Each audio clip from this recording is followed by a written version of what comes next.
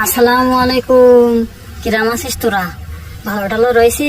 আমি বলে সাতক্ষীরাতে কতি কতি কি এই যে কচ্ছপটা প্রথম উল্টো করতে হবে, তারপর 3 বার ঘা দিতে হবে। ঘা দিয়ে তাই এরকম করে নাড়াচাড়া করতে হবে। এবারে এই জায়গায় আছে পা, এর পাটা ধরে টেনতে হবে। যদি পা টেনে যদি না বের হই তাহলে মনে করবে যে জ্যান্ত রই।